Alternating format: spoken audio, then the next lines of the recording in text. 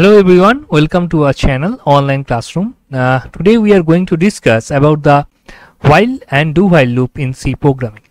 So before going to the details of the while loop, at first we have to know what is while loop. So basically while loop is known as a pre-tested loop, means in general, right? So a while loop allows a part of the code to be executed multiple times, depends upon a given condition. So in my previous video we already discussed about the for loop. So loop means it's nothing but the code reusability. So it means in using of while loop we can do the same thing, but the structure of the while loop and the means the diagram, flowchart, or you can say the flowchart, is different than the for loops, right? So if you see the structure of the while loop, so in the first line it is written that the while, after that the condition. So it means the while condition checking is there. So it means if at the first time the condition will check if your condition is satisfied, or we can say if your condition is true, then only it will enter to the loop, and whatever you write inside a loop, it will execute it, right? So it means that in the block diagram, what I am told, what I tell, it is written that here the condition checking is there. If the condition checking is true, then the statement written inside the while loop, it will execute, and if the condition is false, then it will go to the next part of your code, right? So suppose if you look at a simple program, so here the main function is there. After that, suppose the value of integer is I equals to 1 at the first time, and inside while loop I write here I less or equals to 10, and just inside this this is the condition basically, and inside this while loop means this is the starting and ending of a loop, and if we print the value of I and it will incremented by 1, so it will print the value of I from because the value of I started from 1 and it is less or equals to 10, so that's why it will print 1 to 10, right? So now if we go for the online compiler to check it, okay, just a minute, I am just copy this code, copy and paste this code. Okay, yes, this is the code, and if you run this code, it is nothing but 9 and 10. No, it is not 9 and 10, I think. Yes, this is 1 2 3 4 5 6 and up to 10, right? So it means your number is the value of I started with 1 here, and it will go up to 10 because there is a equals to option is there. Means if we remove this equals to and if we run this code, and it will go 1 to up to 9, right? So it means when in this case basically, if when the value of I equals to 10, then your condition is false and it will terminate, right? So now back to the PPT presentation. Now there is another example. So here you can see that value of I equals to 1, num equals to 0, and b equals to 9. Suppose there are 3 integers are there, right?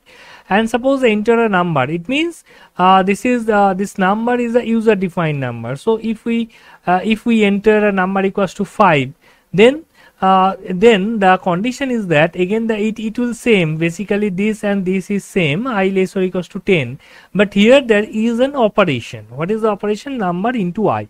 Means that if anyone gives an input number equals to 5, so it means at the first time 5 into 1 equals to 5, 5 into 2 it means 10, 5 into 3 it means 15. So like this. So again suppose if we run this particular code, then you can see the difference. Just a minute. Yes, copy and paste, and if we run this code, so enter a number. So if I give the number equals to 5, then 5, then 10, then 15, then 20, means at the first time 5 into 1, as the value of I at the first time is 1, after that I is incremented by 1, right? So after that the value of I equals to 2, so that's why 5 into 2, it means it is nothing but 10. After that again the 5 into 3, it means 15, right? So like this it will go up to 10 because there is an equals to is there. So it means 5 into 10, the last number equals to 50, right? So in this case we can do some operations also.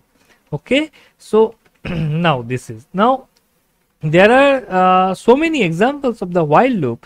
Suppose this is the example, this is one of the example is there. Now if you look at this example carefully, then you can say, now you can see that j plus 2 and j less or equals to 10, and at the first time value of j equals to 1.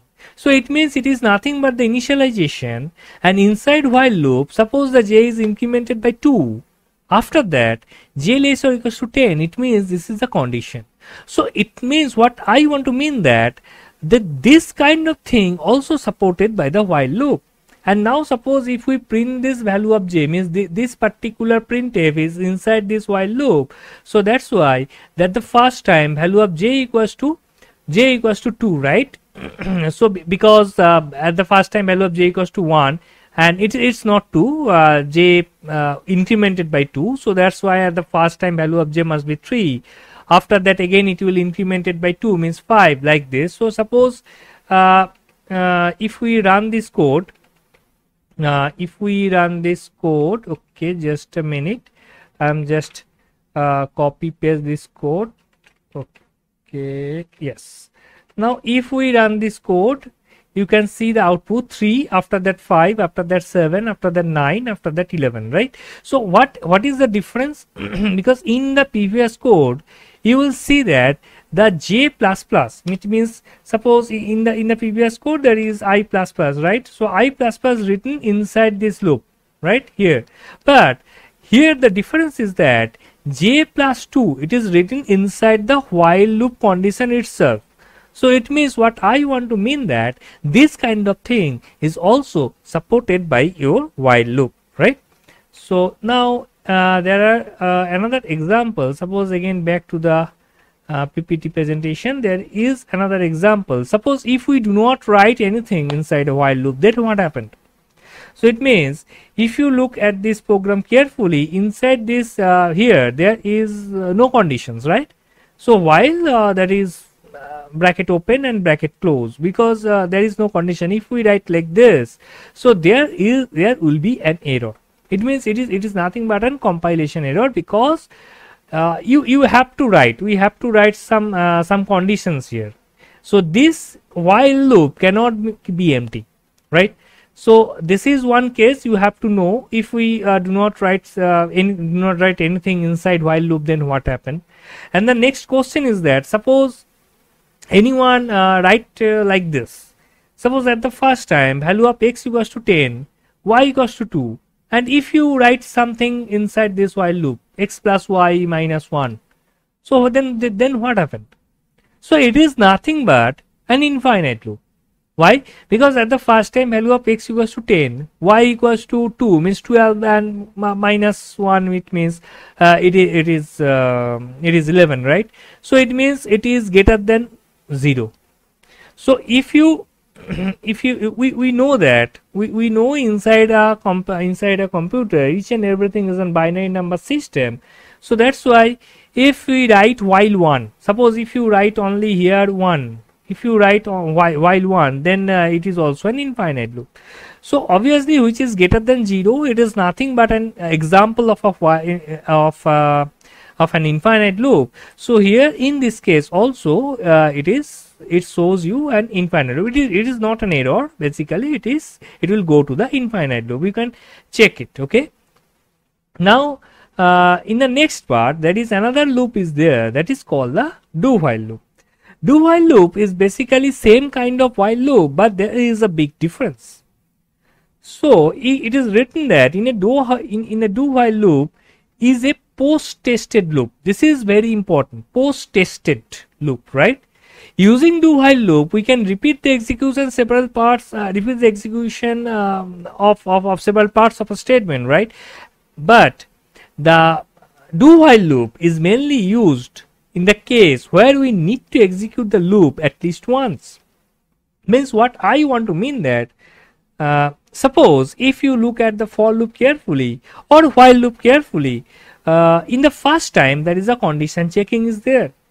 But if you look at the syntax of the do while loop, at the first time do, after that there is a second bracket open and close, and at last the condition checking is there. So it means at the first time at least one, if your condition is false, then also at least one time it will enter to the loop, and after that at the last condition checking is there. Okay, but if you look at the while loop carefully, at the first time condition checking is there, right? So it means if your condition is false, then it will not enter to the loop. But if you write do while loop, at least one time the loop will execute if still the condition is false, right? So basically the block diagram is like this. So statement, and after the statement there is no condition checking, right? So after that statement it will directly enter to the loop, and after that there is a condition checking. If your condition is false, then it will iterate. It will iterate according to the given condition. Suppose value of I equals less or equals to 10, I equals to 1, like this. And if your condition is false, then it will go to the rest part of your code, right? So it means if we write something inside using the do while loop, your code like this. So I equals to 1, after that do, and the printf it will print the value of I, right? So after that it is I plus plus, and after that while I equals to 10, right? So it means if at the first time value of I equals to 1, but it will print 1. After that the value of I equals to 2. After that the condition checking, it means now the condition will check 2 less than 10. Yes, if your condition is satisfied, then again it will go to the previous part, and it will print the value of I, right? So but here if you write I equals to 11, then also it will print the value of I 11. After that it is 12. After that there is a condition checking is there. So it means what I want to mean that as the condition checking is at last of the loop, then at least one times it will execute. It maybe it's not depends on the condition. It is right or wrong, right? So if your condition is wrong, then also it will execute one time. So this is the basic difference between a do while and the while loop. And again we can also write the infinite loop using do while statement. If you write while 1, again it will execute. It is nothing but an example of a infinite loop, right? So that is basically the while loop and do while loop is there, and I think you understand the differences between do while and while loop. And thank you very much for hearing me, and in the next part we will discuss about the nested loop, basically the nested for loops, right? So thank you once again.